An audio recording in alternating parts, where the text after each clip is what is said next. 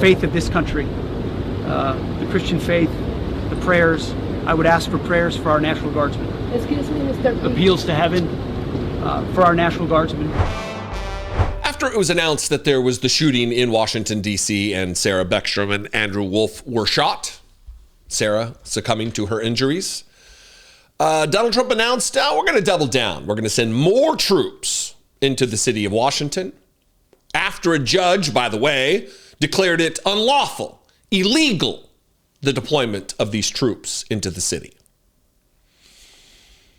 And Pete Hegseth, a know-nothing, unqualified, incapable of doing the job, came out and gave a statement to the press that devolved into a white Christian nationalist screed, where he's speaking in coded Christian nationalist language about appeal to heaven. We're going to get into all of that, but demanding people say Christian prayers for the families.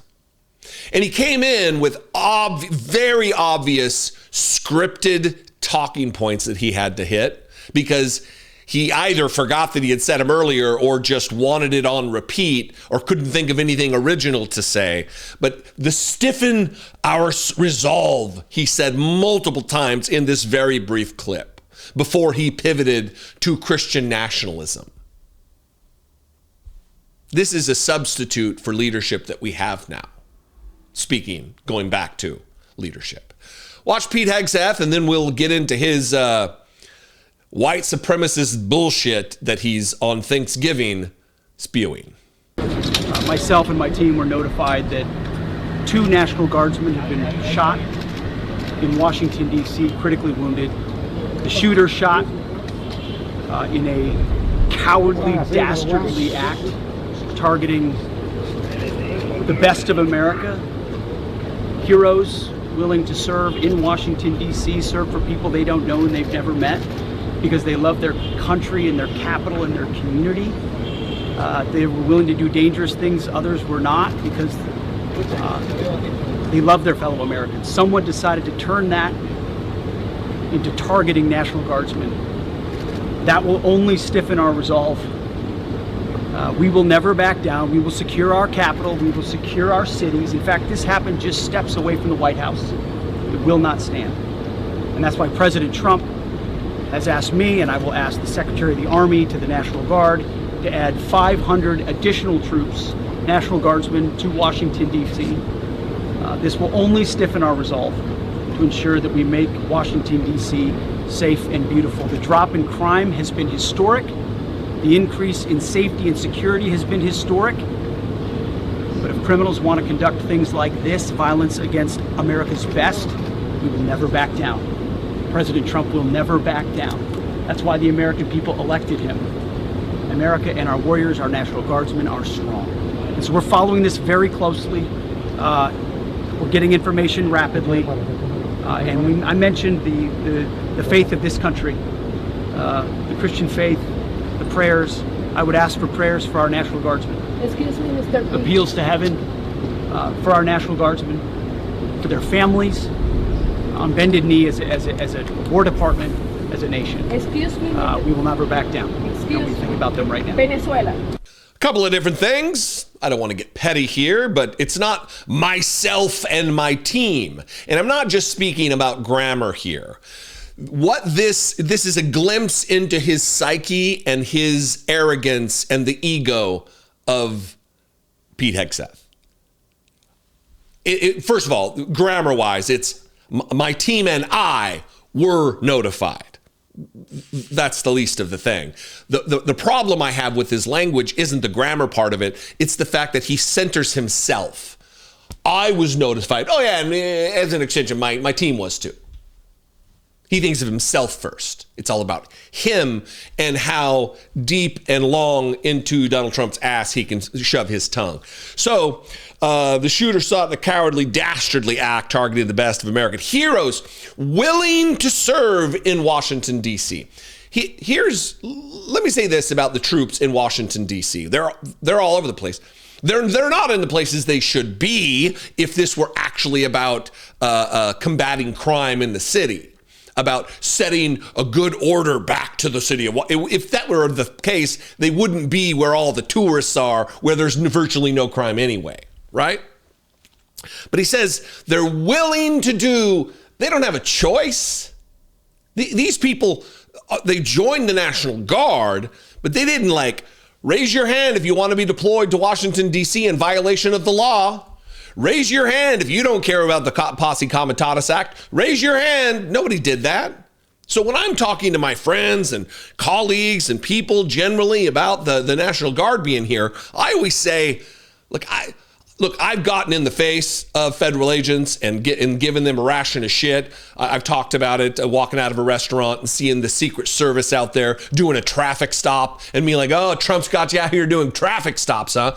I'll give them shit. They have a choice whether or not to be here. They have a choice. You can't just quit the military. That's not how it works. It wasn't that they were willing to serve. They volunteered in Donald Trump's illegal, as defined by a federal judge, unlawful deployment here.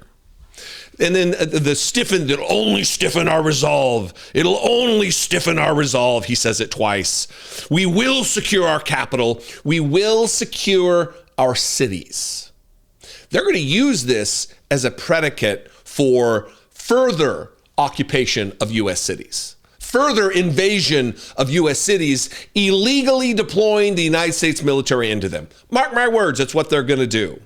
And that President Trump, that's why President Trump has asked me, and I will ask the Secretary of the Army and the National Guard to add 500 additional troops, National Guardsmen, to Washington, D.C. That'll fix everything. More people in the city that didn't need them in the first place. It'll stiffen our resolve. And then he pivots to his Christian nationalist talking points. As I mentioned, the faith of this country, the Christian faith, not Islam, not Judaism, the faith of this country, the Christian faith, the prayers I would ask for. He wants Christian prayers. Jews need not apply. Muslims need not apply. Hindus need not apply. Some other of the thousands of other religions, you need not apply. Pete Hegseth is looking for Christian prayers here. This appeal to heaven, we're going to get to that. Appeal to heaven for our National Guardsmen, for their families on bended knee, as the War Department, as the nation, we will never back down. Never back down. So you may have heard about this appeal to heaven flag. Remember when Samuel Alito, Supreme Court Justice, flew this flag outside his beach house, his vacation home? And people are like, that's a little problematic for a justice of the Supreme Court to fly this white Christian nationalist flag. Of course, it was like commissioned by George Washington during the Revolution, but there's a lot of revolutionary iconography, symbology that is being co-opted by white supremacist groups in their effort at revolution, at changing the country. And I'm going to read a little bit about that particular flag. That statement from Pete Hegseth, appeal to heaven, which just so happens to be on a white Christian nationalist flag.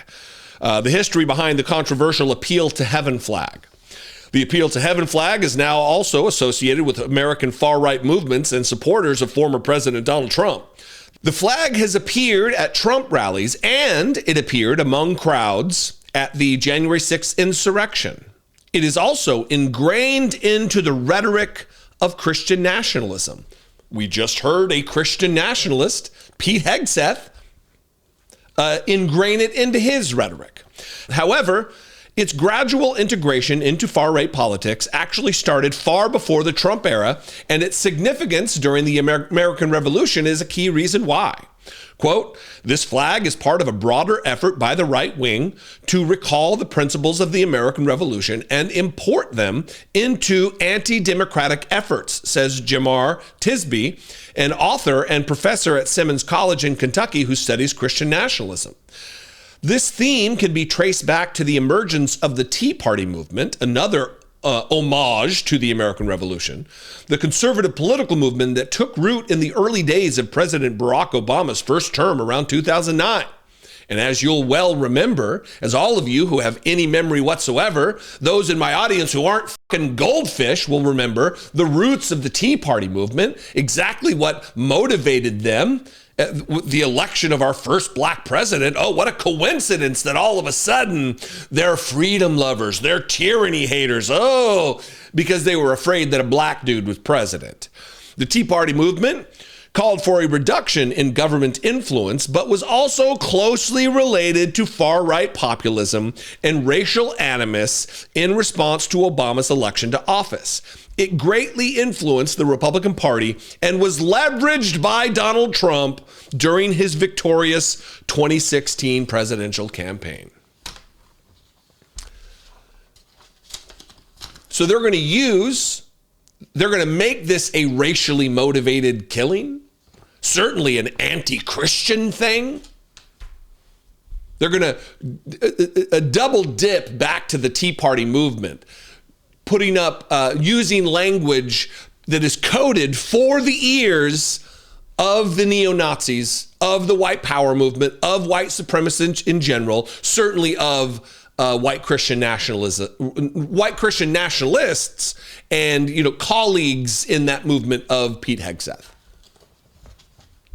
Rather than just leadership, rather than just dealing with the reality that we must face, they want to engender more support to swell the ranks of racists and racism in this country, to get people on board who otherwise might not.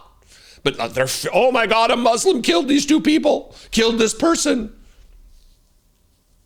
Just weakness, mental weakness, ethical weakness, moral weakness, character weakness in the MAGA movement. I'd love to know what you think. You can comment below this video wherever you're watching it. You can also call the voicemail line, 714-576-4054. And of course, as always, you can email me daily at dollemore.com. I would love to hear from you. I love and appreciate you very much. I'm going to go. I'll see you next time. Very heavy day coming out of a holiday. I'll see you next time. Be genuine. Take care of one another.